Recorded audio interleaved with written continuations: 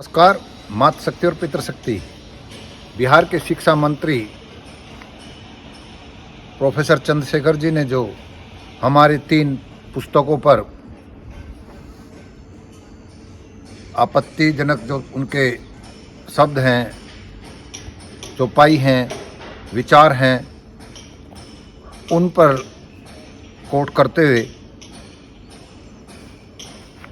दलित, पिछड़े, आदिवासी की जो स्थिति पिछले कई हजार साल से आज तक है, उस पर प्रकाश डालने का प्रयास किया।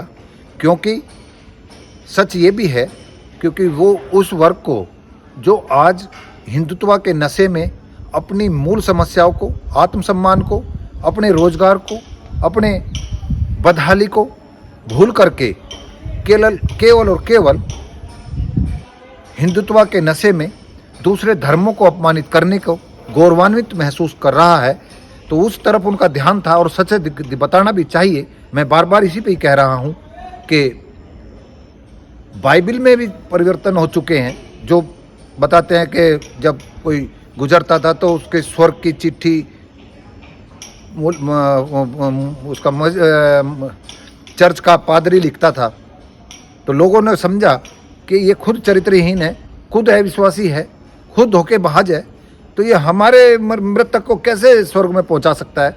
तो बताते हैं कि वो भी उसमें से हटा दिया है। हमारे भारतीय संविधान में 100 से अधिक परिवर्तन हो चुके हैं, संशोधन हो चुके हैं, और होने भी चाहिए। मैं तो ये कहूँगा कि इस देश में धर्म को सार्वजनिक रूप से चर्चा ना की जाए, सार्वजनिक रूप से इसका प्रचार प्रसार ना किया जाए। जिसको मानना है वो अपने घर में माने और अपने घरों में ही अपने इसके प्रचार प्रसार या जो भी विचार व्यक्त करने हैं अपनी कम्युनिटी में ही करें, सार्वजनिक स्थानों पर, सार्वजनिक मंचों पर ना करा जाए। ऐसा यहाँ पर होना चाहिए, क्योंकि समय काल परिस्थितियों को देख करके, मानवता और प्रकृति को देख करके उसके लिए क्या अच्छा है क्या बुरा है, वो संविधान प्रदत्त जो हमारे देश की व्यवस्था चल रही है उसी में सारी शक्ति निहित है।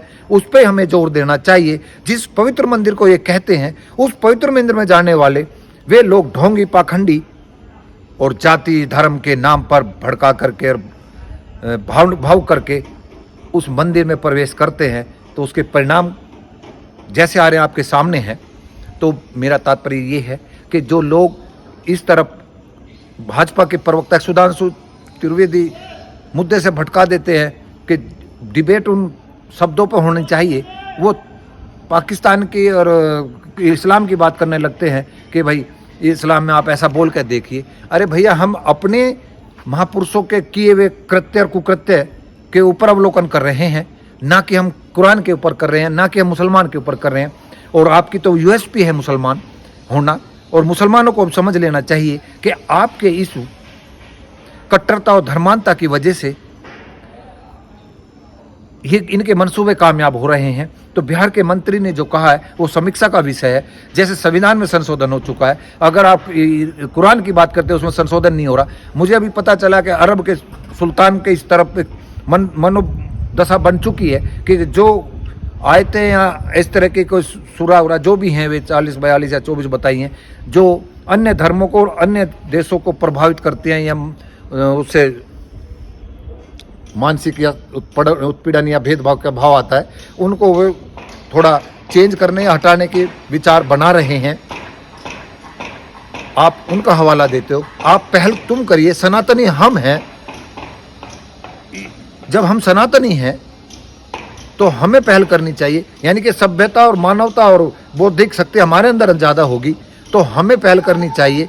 जो हमारे पुरखे लिख के गए हैं, जातीय भेदभाव, जो भी तरह के ऐसे अमानवीय शब्द लिखे हुए हैं, चौपाई लिखी हुई है, उनको आप क्यों नहीं हटा लेते हैं? आप तो हिंदू राष्ट्र बनाना चाहते हैं, तो हिंदू राष्ट्र में तो जिनका अपमान उस शब्दों में है, उन ग्रंथों में है, तो वो तो आपका ही धर्म है ना हटाने का। उसका कुरान से क्या लेना देना है, उसका इस्लाम से क्या लेना देना है? इस्लाम और कुरान तो आपके लिए एक खाद है, उसी के वजह से उनकी कट्टर धर्मांता का संरक्षण विपक्ष ने दिया, और उनकी हजारों साल का उत्पीड़न जो इस्लामिक विचारधारा के हमारे भाई बंधु बने हुए हैं, वो साइंस भी कहती है कि 10,000 साल तक वो डीएनए नहीं बदलता है, तो वो कुंठा, वो नफरत, वो बदला उनके डीएनए में दौड़ रहा है। तो ये हमारा धर्म है, हम बहुसंख्यक हैं, हमारा धर्म सनातनी आप बताते हो, हमारे जब सब हम श्रेष्ठ ही श्रेष्ठ हैं, तो हमें श्रेष्ठता दिखाने में पहल हमें करनी है या अन्य को करनी है? तो ये कहाँ गलत है? क्या वर्तमान में छुआछूत नहीं है? क्या हमारे यहाँ धार्मिक मठाधीशों का 100% आरक्षण नहीं है? विद्वानता का कहीं यहाँ पर ऐसा कोई वो है दर्शन?